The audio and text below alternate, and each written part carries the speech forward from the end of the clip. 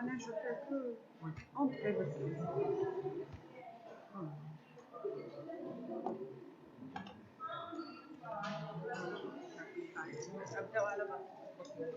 نخرجوا من البيسي باش لو سون يجي. هذا ماشي.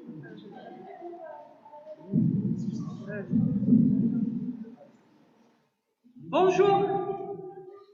Installez-vous s'il vous plaît, nous allons commencer.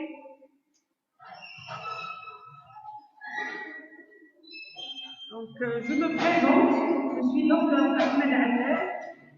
Aujourd'hui, nous allons voir ensemble le cours intitulé Réparation, cicatrisation. Concernant cet intitulé, quels sont nos objectifs? Un étudiant doit savoir définir la réparation, la régénération et la cicatrisation. Il doit connaître aussi les étapes du processus réparateur et connaître les facteurs induisant un retard de cicatrisation. Donc, un étudiant doit connaître la définition de réparation, régénération et cicatrisation. Pour atteindre ces objectifs, voici le plan que nous allons suivre. Nous allons commencer par une introduction. Ensuite, nous allons voir les facteurs intervenant dans la réparation tissulaire. Ces facteurs peuvent être d'ordre local ou d'ordre général. Ensuite, nous allons voir les conditions de la réparation tissulaire. Deux conditions, la détection, qui est l'équivalent du nettoyage, et la deuxième condition, c'est la coaptation. Ensuite, nous allons voir les étapes de la réparation tissulaire. Après, les variétés pathologiques de la réparation et de la cicatrisation. C'est trop le bruit. Non, comment que je fais pour... Sinon, je parle sans micro. C'est mieux.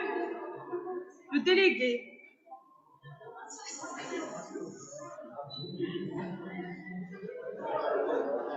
Je pense que je peux parler sans micro. Non?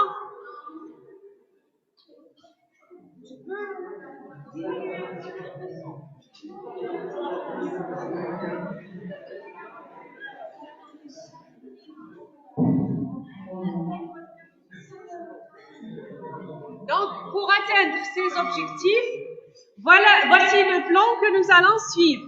Donc, introduction. Ensuite, quels sont les facteurs qui interviennent dans le processus réparateur? Les facteurs, ils sont de deux types, soit d'ordre local ou d'ordre général. Ensuite, nous allons voir les conditions de la réparation tissulaire, qui sont la détertion et la coaptation, deux conditions.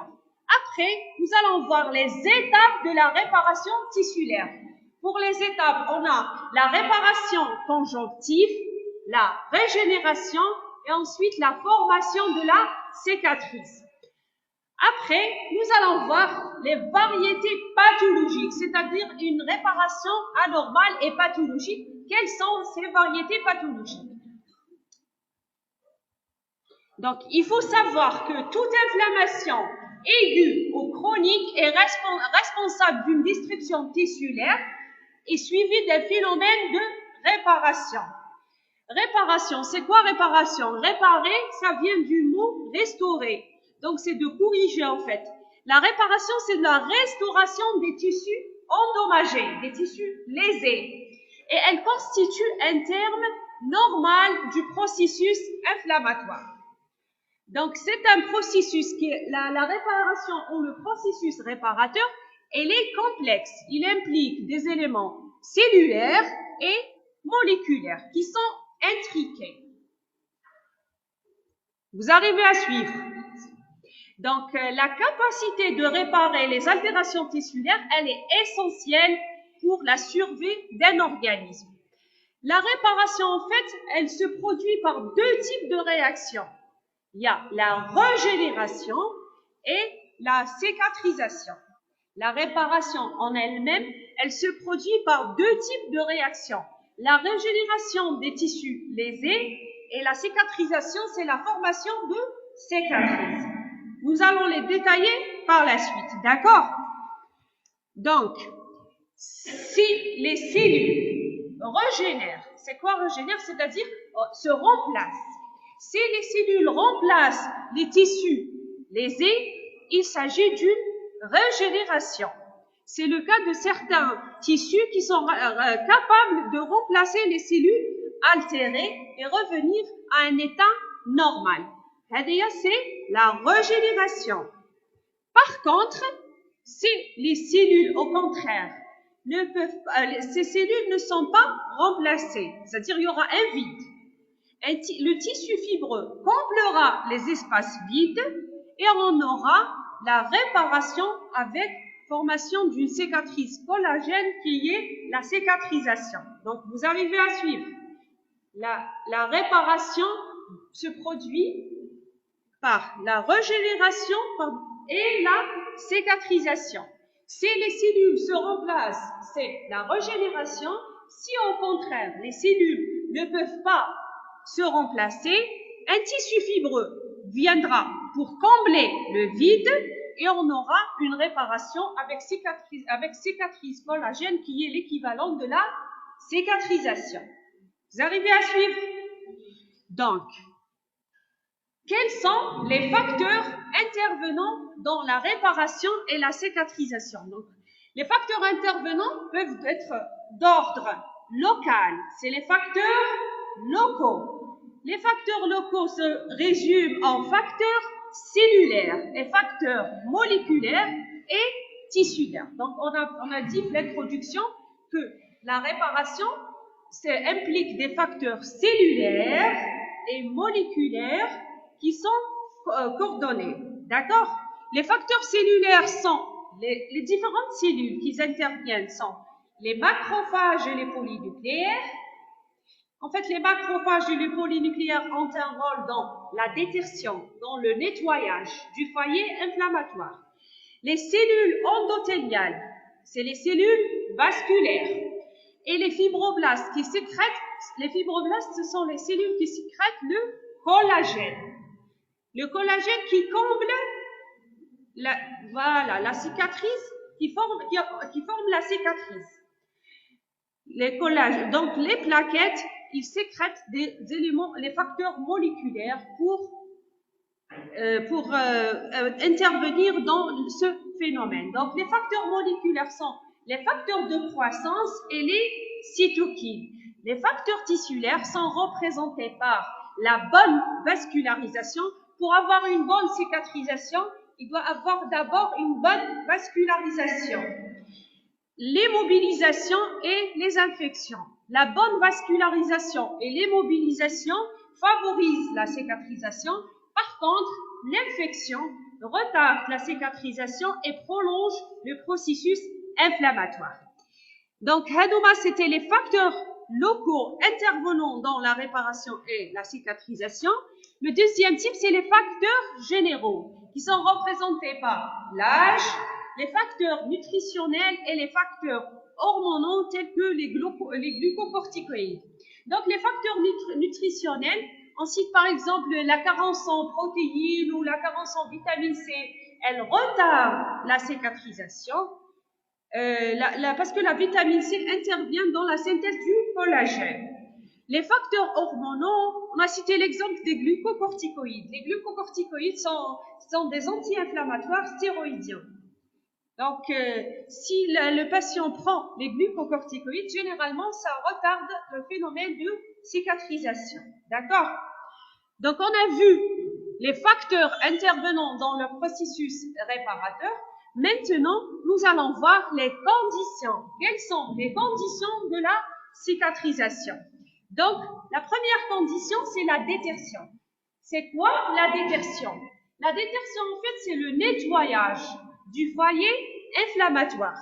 C'est l'élimination des tissus nécrosés issus de l'agression et des agents pathogène ainsi que de l'exsudat, de l'œdème inflammatoire. Donc, c'est en fait l'équivalent d'un travail des éboueurs. C'est la collecte des ordures, en fait. C'est l'équivalent d'un travail des éboueurs. Elle succède, donc la détertion, elle succède progressivement à la phase vasculo-exsudative. Elle vient après la phase vasculo-exsudative et elle est généralement contemporaine de la phase cellulaire. C'est les phases de l'inflammation. Donc, vous avez vu les phases de l'inflammation. Donc, la détertion s'effectue selon deux mécanismes. Il y a la détertion interne et la détertion externe. L'élimination des tissus nécrosés et des micro-organismes se fait par phagocytose. Et la phagocytose, c'est les macrophages qui font la phagocytose. Donc, c'est une détertion interne. Le deuxième type de détertion interne, c'est le cas des liquides de l'œdème. C'est liquide de l'œdème, il est évacué et drainé dans la circulation lymphatique. Ou bien il y a un autre mécanisme qui est résorbé par les macrophages. Le mécanisme s'appelle pinocytose. Donc, que ce soit par phagocytose ou le drainage dans la circulation lymphatique, ce sont deux voies de la détertion interne. Le deuxième mécanisme, c'est la détertion externe. La détertion externe, elle peut être spontanée. Donc, je vous donne l'exemple par exemple, une fistulisation du pus à la peau. Donc, généralement, les éléments inflammatoires, il y aura une liquéfaction. Liquéfaction, les éléments inflammatoires, après liquéfaction, c'est-à-dire devient liquide. Après, il y aura une fistulisation à la peau, il y aura sécrétion de pus. C'est une détection externe, elle est spontanée. Parfois, non. Par exemple, un abcès ou là, une incision chirurgicale. Donc, c'est une détertion externe, mais elle est provoquée chirurgicalement. Donc, cette microphotographie illustre l'exemple de la détertion externe, spontanée ou provoquée. Spontanée. Donc, la détertion externe spontanée, elle peut se faire, par exemple, l'exemple de la peau, comme par exemple dans le cas de la tuberculose pulmonaire. La tuberculose pulmonaire, parfois, la nécrose hépatique, elle se fistulise dans un conduit naturel, une moelle et branche. C'est une fistulisation spontanée, externe spontanée. Par contre, cette microphotographie illustre une détertion externe chirurgicale à l'aide d'un bistouri électrique. Donc, on est toujours dans les conditions de la cicatrisation. Après avoir vu la détertion qui est l'équivalent de nettoyage, la deuxième condition, c'est la coaptation. C'est quoi la coaptation? Donc, la coaptation est l'accollement les bords de la perte de substance après détertion. La coaptation suit la détertion et facilite la cicatrisation. Par exemple, quand on a une blessure, l'accollement les deux berges, et puis il y a la coaptation. La détertion, c'est le nettoyage. L'accollement les deux berges, c'est la coaptation. Et la coaptation se fait la même chose, soit spontanément, c'est-à-dire à l'aide du tissu, les biofibroblastes. Les biofibroblastes, ce sont des cellules qui ont l'activité contractive. Ils se contractent. En se contractant, ils déroulent comme l'accollement les deux berges. C'est une spontanée, ou là parfois chirurgicalement, quand il y a une plaie importante, ou là, ils sont obligés de faire une suture pour réaliser la deuxième condition de la réparation qui est la coaptation. Bon, la coaptation, elle suit la détertion, elle facilite la cicatrisation. Donc, c'est l'accollement les bords de la perte de substance après détertion.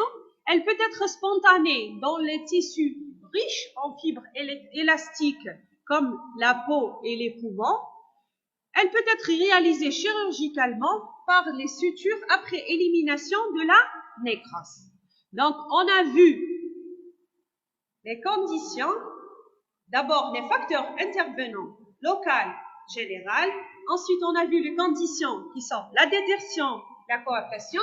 Maintenant, nous allons voir les étapes du processus réparateur.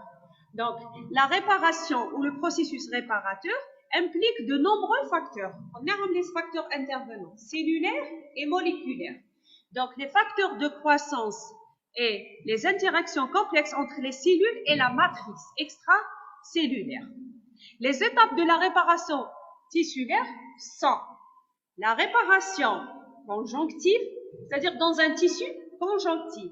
La régénération, généralement la régénération, on a c'est le remplacement, très bien. La régénération, généralement, elle intéresse les épithéliums. Et la formation de la cicatrice. Donc, vous avez fait des épithéliums de revêtement, les tissus. Généralement, je kiffe les tissus. Les épithéliums et le tissu conjonctif. L'épithélium, généralement, c'est la couche la plus superficielle. Exemple, pour les organes creux ou les organes pleins.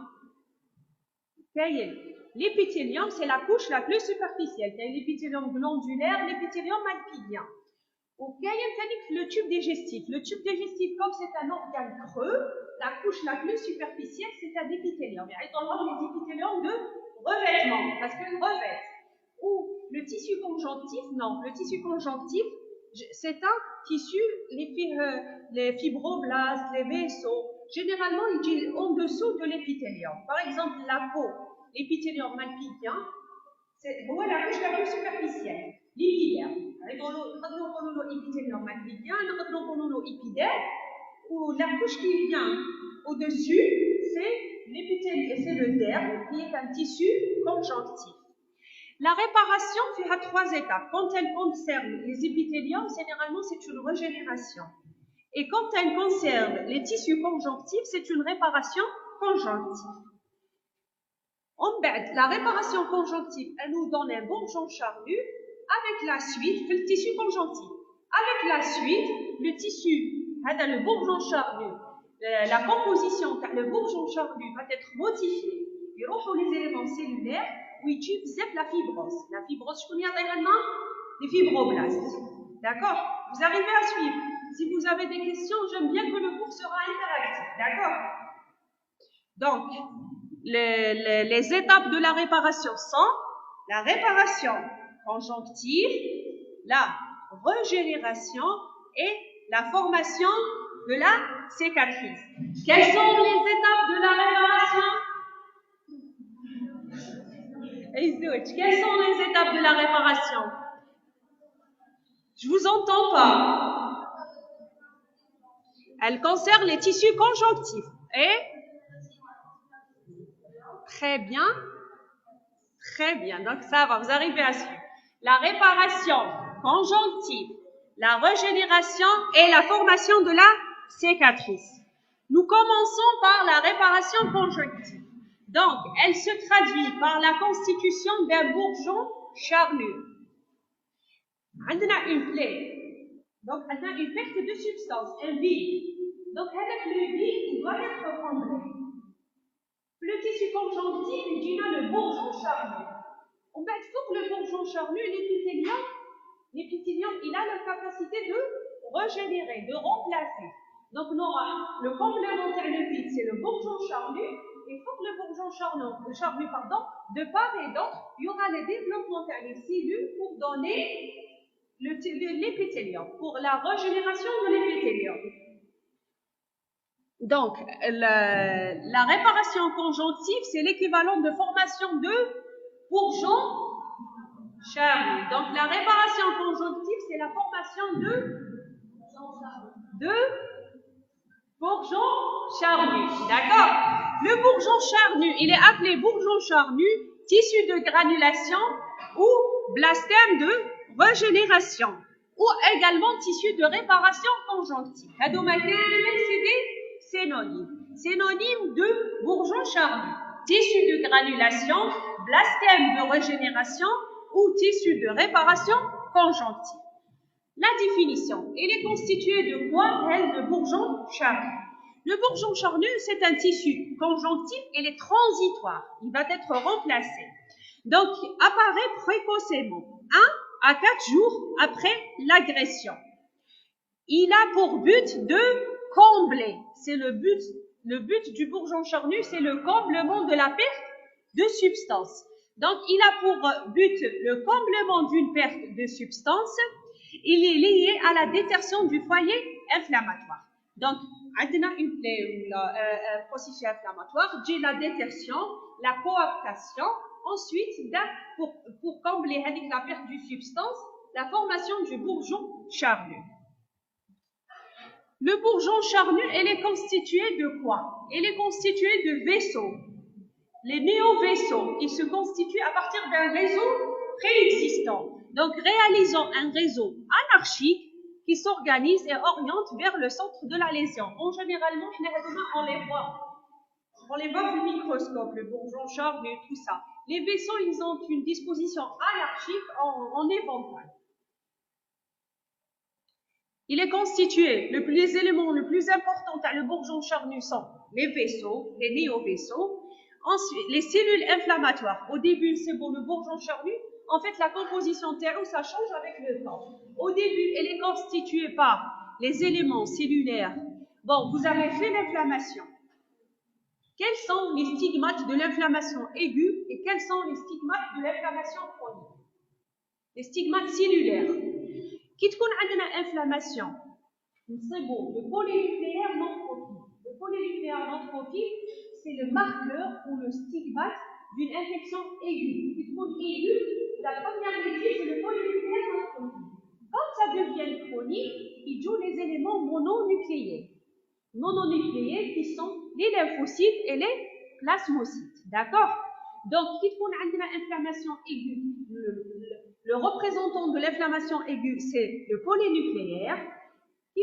Quand ça devient chronique, il rejoint les polynucléaires qui jouent, qui transforment les cellules mononucléées, qui sont les lymphocytes et les lymphoplasmocytes. D'accord? Donc, la composition, le tissu de granulation ou le bourgeon charnu, il est constitué de polynucléaires, qui sont les stigmates de l'inflammation aiguë. Des histiocytes, ensuite il joue les lymphocytes et les plasmocytes. Il est constitué des vaisseaux, des cellules inflammatoires et aussi des fibroblastes. Les fibroblastes, en fait, ça vient le schéma les cellules. Les cellules, c'est en premier temps, en fait, la composition, le bourgeon charnu, ça va changer. Elle va s'enrichir en éléments fibroblastiques, en fibroblastes et collagène, et la composition cellulaire va être diminuer, d'accord? Donc, le bourgeon charnu, la réparation conjonctive, la réparation conjonctive et la formation de bourgeon charnu, la composition de le bourgeon charnu, elle est composée d'éléments cellulaires, les vaisseaux d'abord, les éléments cellulaires et les fibroblastes. Vous arrivez à suivre? Donc, Hadia, c'est une macro photographie qui illustre un bourgeon charnu. Là, sous le microscope, nous voyons le bourgeon charnu. Donc, il n'y a pas un pointeur ou là. Donc, les vaisseaux, donc les cavités qui sont dilatées, c'est des vaisseaux. On voit que certaines cavités sont remplies d'une matière éosinophile rougeâtre. Avec c'est le sang, du sang laqué. Donc, il y a plusieurs vaisseaux. Ou généralement, la disposition des vaisseaux tourne en éventail. À plus faible grossissement, c'est les éléments cellulaires. Le bourgeon charnu, elle est constituée de vaisseaux ramibales ou des petites cavités. Et donc, c'est les vaisseaux. Bon, l'histologie, ce que vous voyez en rose, c'est le cytoplasme, et ce que vous voyez en violet, c'est le noyau. D'accord? Comme la photographie qui illustre beaucoup de lymphocytes. Les lymphocytes sont des petites cellules avec un noyau grand. Généralement, le noyau comme le cytoplasme, il est très réduit. D'accord? Et les cellules, les plasmocytes sont des cellules mononucléées, c'est-à-dire un seul noyau avec un noyau excentré. Par contre, la scène des photographie montre les polynucléaires. Vous ne voyez pas bien. Les polynucléaires éosinophiles, c'est des petites cellules très polynucléaires. C'est des petites cellules avec un cytoplasme fortement éosinophile et un noyau polynucléaire. En fait, le polynucléaire, il a un seul noyau mais qui est polylobé. Les premières les sabots, ils l'ont dénommé polynucléaire, mais en fait, c'est un seul noyau qui est polylobé. Ils ont gardé la même dénomination. C'est les éléments cellulaires du bourgeon charnu inflammatoire dans la réparation conjonctive. Donc, quelle est l'évolution du bourgeon charnu inflammatoire? Le bourgeon charnu va progressivement être remodelé. Il va évoluer vers un tissu cicatriciel. Donc, il va les cellules, il va s'enrichir en fibroblastes et en fibres de collagène. Une diminution de l'œdème et du nombre des cellules inflammatoires, une organisation des néovaisseaux en éventail et une augmentation du nombre de myofibroblastes et de la quantité de la matrice extracellulaire. Vous connaissez c'est quoi une matrice extracellulaire, d'accord? Donc, toujours dans les étapes de la réparation tissulaire, on a vu la première étape qui concerne le tissu conjonctif surtout, c'est la réparation conjonctive. Maintenant, nous allons voir la deuxième étape qui est la régénération. C'est la capacité de remplacement par les cellules. Donc, la régénération. Certains tissus sont capables de remplacer les cellules altérées et revenir à un état normal. Mais il y a une chose, ce n'est pas toutes les cellules qui peuvent régénérer. Il y a 3 types de tissus. Donc, nous allons les voir sur la diapositive suivante. Donc, la régénération, on a dit que certains tissus, les cellules sont capables de remplacer les cellules altérées et revenir à un état normal. Le processus est appelé régénération. La régénération apparaît parallèlement à la réparation conjonctive. Qui te connaît une lésion cutanée. Donc, ça touche l'épithélium de surface et le tissu conjonctif. Donc, généralement, les deux processus se font en même temps. Un bourgeon charnu inflammatoire qui comble la perte de substance et la réépithélialisation se fait en même temps. D'accord? Donc, la régénération apparaît parallèlement à la réparation conjonctive. Elle se produit par la prolifération des reliquats de cellules qui conservent la capacité de se diviser. Et on distingue quelles des cellules qui ont la capacité de se diviser et de se remplacer d'une manière régulière. Quelles par contre d'autres cellules qui sont permanentes et qui ne peuvent pas être remplacées. D'accord? Vous avez une question, madame? Donc, nous allons voir les tissus labiles. Labile, c'est des tissus qui sont en division continue. Donc, les cellules de ces tissus sont continuellement perdues et remplacées. Notez comme exemple, par exemple, les cellules qui sont continuellement perdues, c'est le tissu hématopoïétique. C'est quoi le tissu hématopoïétique? C'est le tissu qu'on trouve à l'intérieur des os, qui est à l'origine des cellules du sang. Voilà, la cellule souche hématopoïétique. Elle est toujours en division. C'est un tissu labile. Un deuxième exemple, c'est le tube digestif. Le tube digestif, les épithéliums qui sont continuellement en division permanente. Notez comme exemple, par exemple, le cas des patients qui diront la chimiothérapie. Les patients qui font de la chimiothérapie,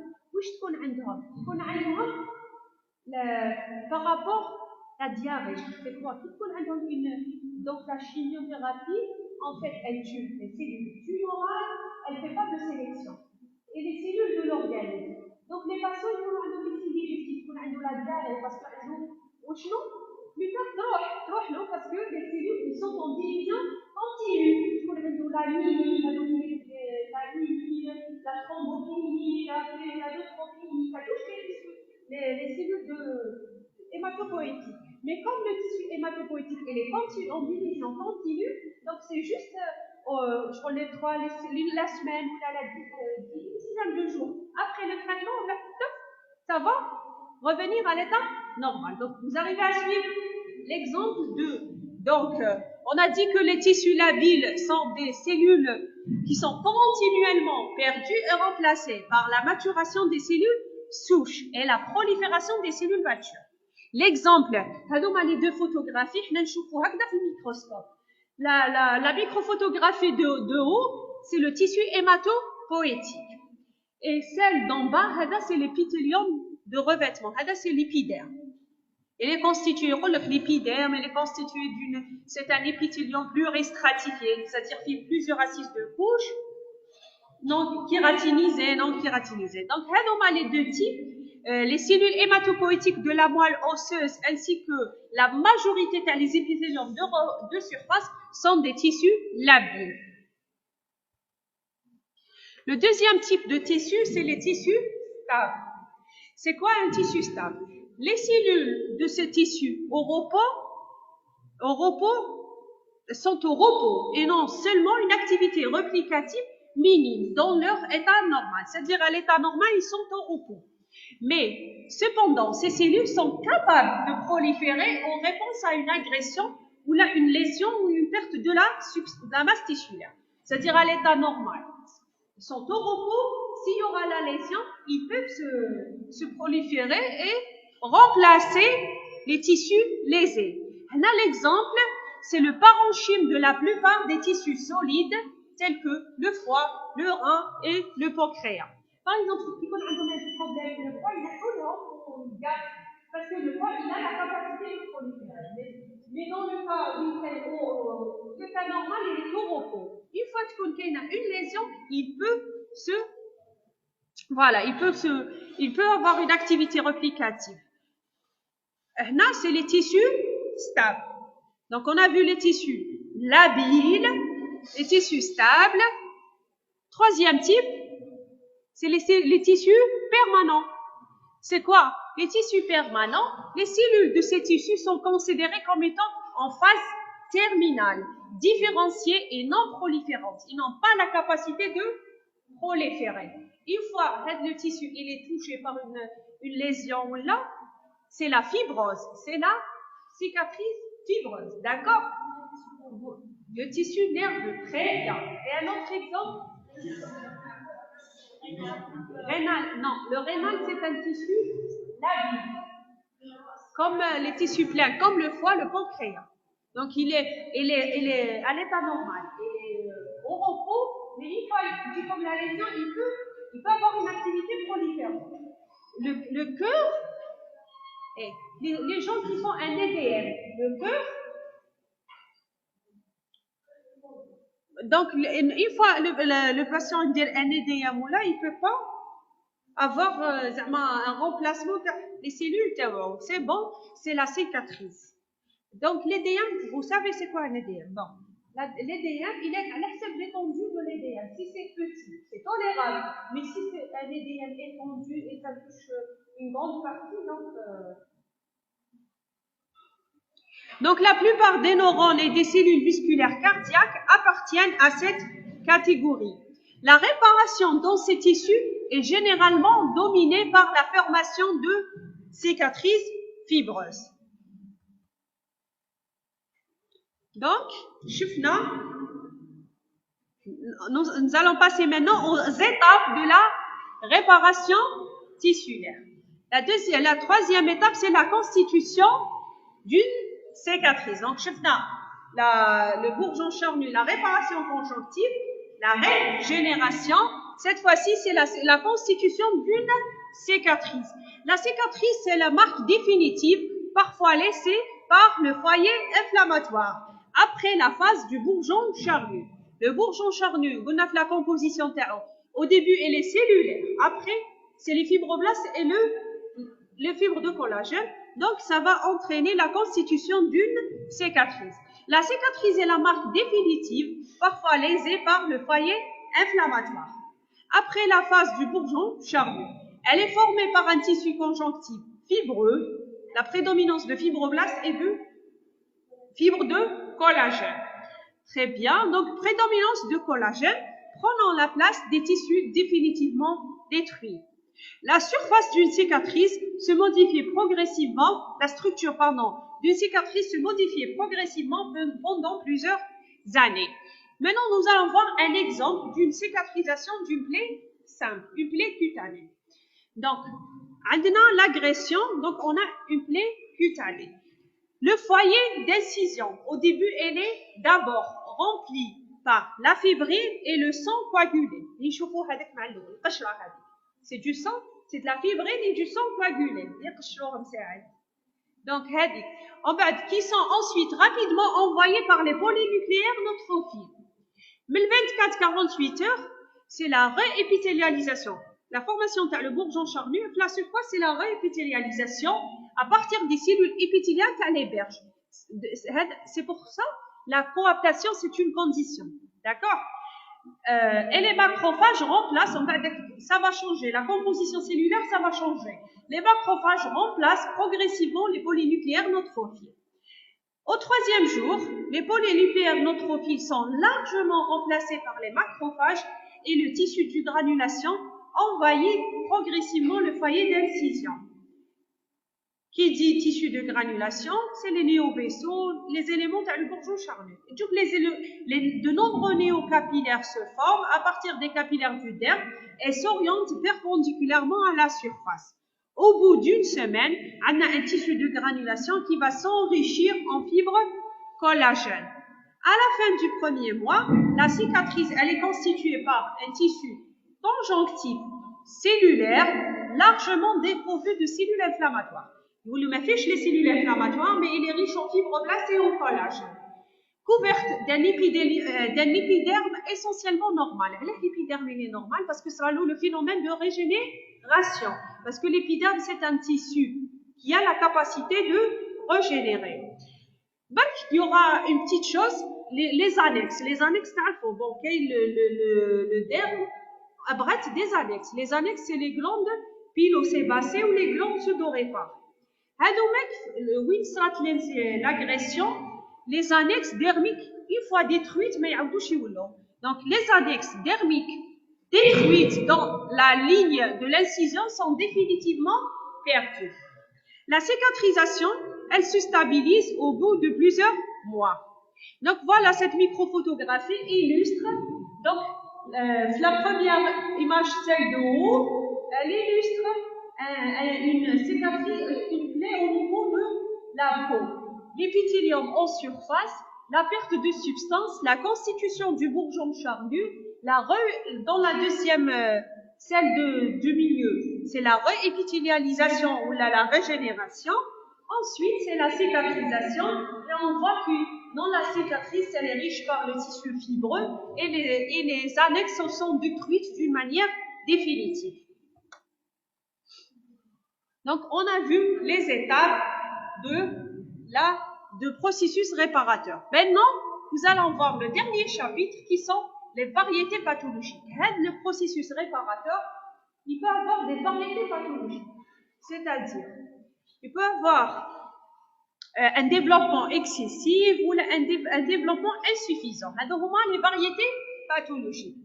Il y a quatre variétés pathologiques. Il y a le bourgeon charnu hyperplasique.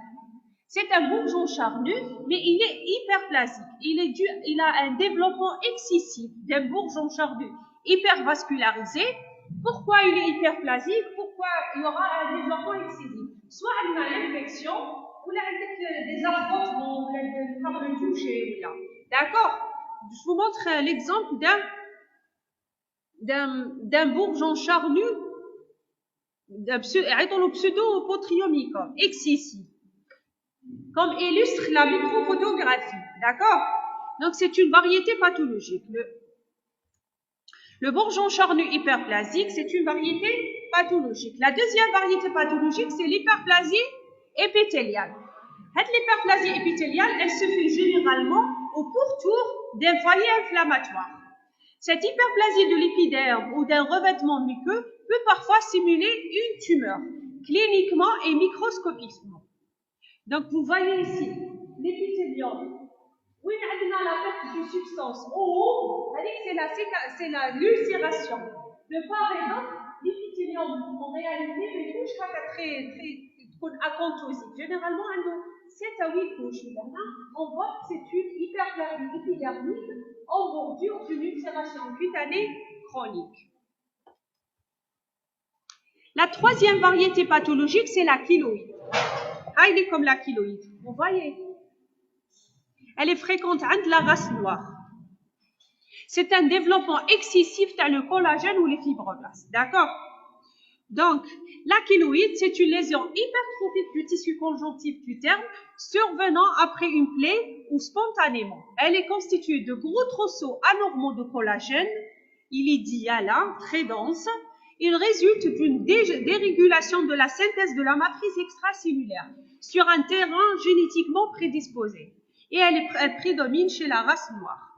La kéloïde peut récidiver après une exérèse chirurgicale. Donc, sur le plan macroscopique à l'œil nu, on voit une tranche de section qui est riche de remaniements blanchâtres. Et comme vous voyez, c'est un développement excessif de fibres de collagène. Sur le plan microscopique, au microscope optique, ce que vous voyez en bas, c'est le collagène. Il y a des trousseaux anormaux de collagène. Et avec le temps, ça devient hyalin. L'appareil est plus clair. La kéloïde se caractérise par des trousseaux de collagène hyalin. Et dans le territoire où il y a la kéloïde, on ne trouve pas des annexes de la peau, annexes cutanées. La quatrième variété pathologique, c'est la cicatrice rétractile. La cicatrice rétractile, en fait, généralement, qui a une lésion au niveau de la paume des mains et la plante des pieds. Généralement, c'est les brûlures. Qui a une cicatrisation, le phénomène de coaptation et tout, donc il y aura une exagération dans le processus de contraction. Elle survient le plus souvent les traumatismes sévères, les brûlures, et surtout dans des zones sensibles, comme la paume des mains, la plante des pieds et le dos. Au total, on a la réparation, c'est l'aboutissement logique et normal d'un processus inflammatoire. Elle se déroule en plusieurs étapes. De nombreux facteurs exogènes et endogènes peuvent perturber ce phénomène, aboutissant souvent à un retard de cicatrisation, mais la réparation peut être normale, aboutissant à une restitution aide intégrante. C'est quoi une restitution aide intégrante? Parfois, cela n'a qu'une petite cicatrice. En fait, quitte ça le phénomène réparateur, c'est ok, restitution aide intégrante, comme si il n'y avait rien du tout. Il y a la restitution aide intégrante. C'est bon, vous avez des questions? On récapitule. Qu'est-ce qu'on a vu? Donc, qu'est-ce qu'on a vu? Donc, introduction, le phénomène de régénération ou la réparation, régénération et la cicatrisation. En fait, je suis plein. Les conditions d'abord, la détection. Et les facteurs d'abord. On a les facteurs locaux et les facteurs généraux. Ensuite, les conditions, la détection, la coaptation. Ensuite, les étapes, la réparation conjonctive.